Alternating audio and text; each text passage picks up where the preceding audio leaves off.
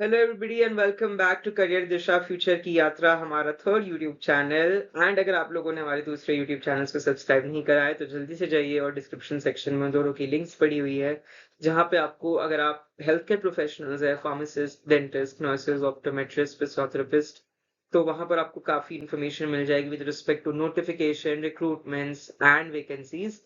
आज हम डिस्कस करने वाले हैं one of the most common and frequent question जो हर किसी के दिमाग में चलता है।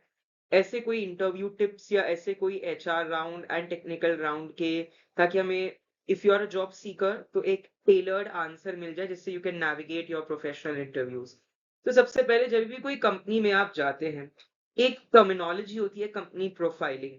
सपोज आप कोई एक्स वाई जेड डेलॉइट में जा रहे हैं, बीसीजी में जा रहे हैं, एक्सेंचर में जा रहे हैं, केपीएमजी, कहीं भी आप जा रहे हैं, तो आप उस कंपनी के बारे में पहले पोर्टफोलियो उसका देखिए कि किस किस सेगमेंट में वो कंपनी डील करती है, what are the different verticals जिसमें वो कंपनी काम करती है, राइट।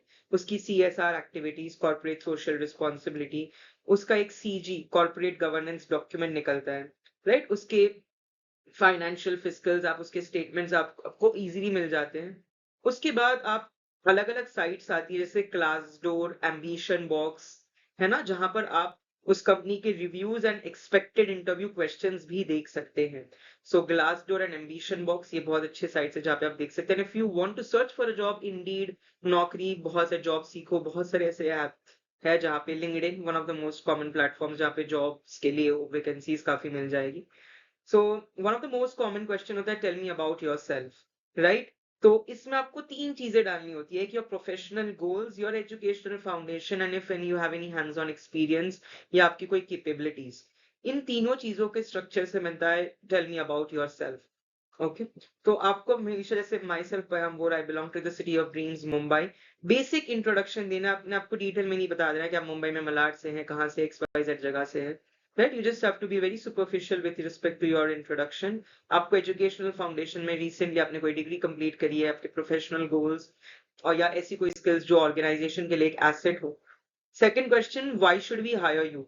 सो इसमें डेफिनेटली हजारों लोग ये देते हैं इंटरव्यू, तो एक सीवी होती है जिसे हम एटीएस फ्रेंडली सीवी कहते हैं। सो एक एचआर के पास बहुत सारी सीवीज आते हैं, तो वो फिल्टर कैसे करता है। सो आपकी सीवी में कुछ ऐसा स्पेसिफिक कीवर्ड्स होने चाहिए या कुछ ऐसे स्पेसिफिक यूनिक पेक्युलरिटीज होनी चाहिए जिससे आपकी सीवी स्टैंड आउट करे।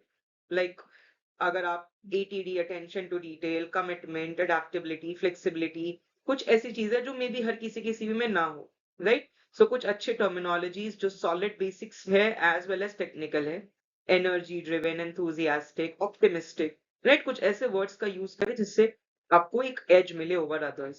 देन आपको ये पूछा जाता है व्हाट आर योर की स्ट्रेंथ्स एंड वीकनेसेस। तो सपोज आपने स्ट्रेंथ बोल दिया, I am a good communicate, have good communication skills या कोऑर्डिनेशन स्किल्स। तो जैसे मेरा एक इंटरव्यू हुआ था, मैं अपना पर्सनल एग्जांपल दूंगा। मुझे ये पूछा था कि आपकी स्ट्रेंथ्स क्या है, तो मैंने कोई स्ट्रेंथ बताई थी, मुझे पूछा था कि आप एग्जांपल से जस्टिफाई करो कि ये कैसे आपकी स्ट्रेंथ है। जैसे मैंने बोला था कि कोऑर्डिनेशन एंड लीडरशिप स्किल्स, तो अब मुझे उस पर बताना था कि मैंने कहाँ पे लीड किया था, कौन सी ऐसी चीज थी, कोई इंसिडेंट जिसमें मैंने लीड किया था डाइवर्स ग्रुप ऑफ पीपल को to achieve a common goal, right. अगर आप बोलते हैं टाइम मैनेजमेंट, तो उसके साथ आपको जस्टिफाई भी आना चाहिए कि आपने कैसे टाइम मैनेज किया, how do you know handle two things simultaneously या कॉन्कॉमिटेंटली। एंड वीकनेसेस में आपको ये पता होना चाहिए कि what are your weaknesses and how can you work upon them to, जैसे प्रायोरिटाइजिंग इंपॉर्टेंट वर्क। अगर आपको ये नहीं पता कि आपके पास कौन सी वर्क को कैसे करना है, तो आपको you need to give it back it up with a very good answer, जिससे आपका एक स्ट्रॉन्ग माइंडसेट दिखता है। देन कॉमन एचआर क्वेश्चन होता है, मुझे ये पूछा था वाई, क्या संडे होना चाहिए, ये मेरा एचआर ग्राउंड का क्वेश्चन था। तो काफी अलग अलग टाइप के क्वेश्चन होते हैं। कुछ लोग पूछते हैं how do you handle stress, है ना, क्योंकि मेजर कंपनीज में काफी बार आपको may be over the working hours काम करना पड़े, या मे बी एफिशिएंसी देखना है उनको कि आप कैसे एक अच्छे हाई जॉब उसमें वर्कलोड में भी क्या आप काम कर सकते हैं। So that is what they seek for. Then another question, where do you see yourself in the next 5 years?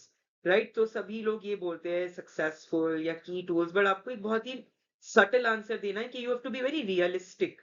आप एम्बिशियस हो और रियलिस्टिक हो, ये दोनों का कॉम्बिनेशन दिखना चाहिए आपके आंसर्स में।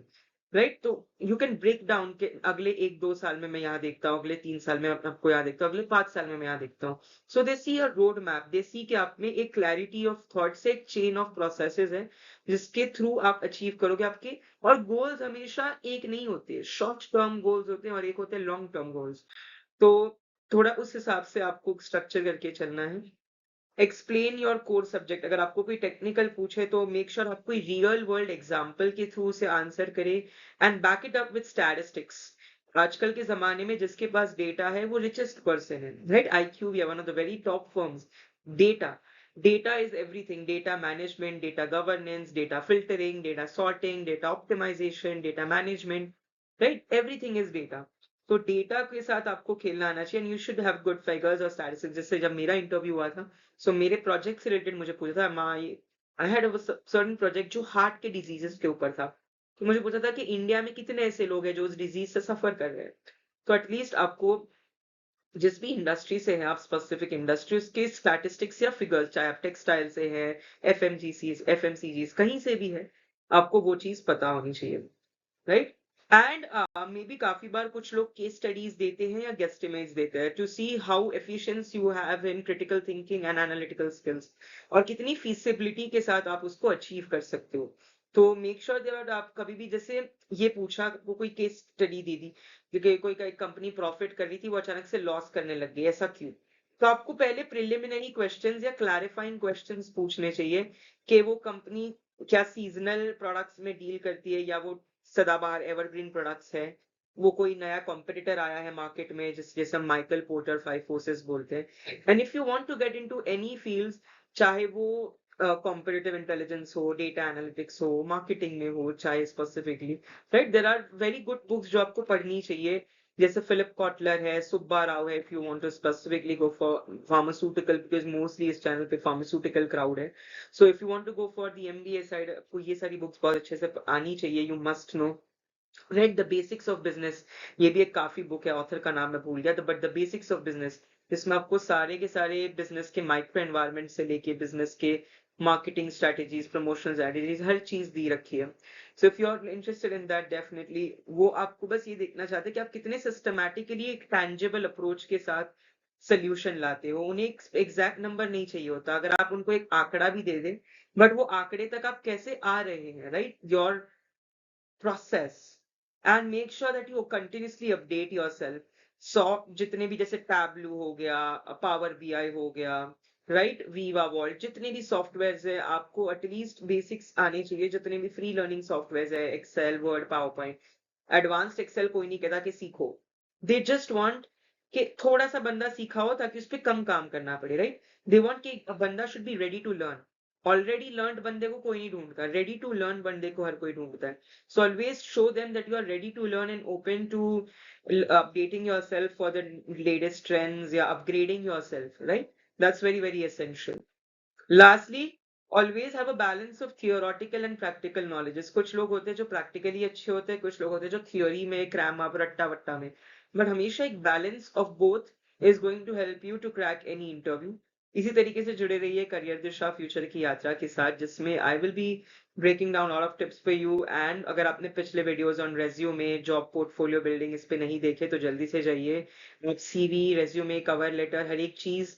तो ये चैनल जितने भी पीएचडी कैंडिडेट्स है, जितने भी जॉब सीकिंग कैंडिडेट्स है, जितने भी कोई भी फील्ड के कैंडिडेट्स है, तो डेफिनेटली उनके लिए ये ओपन टू ऑल चैनल है।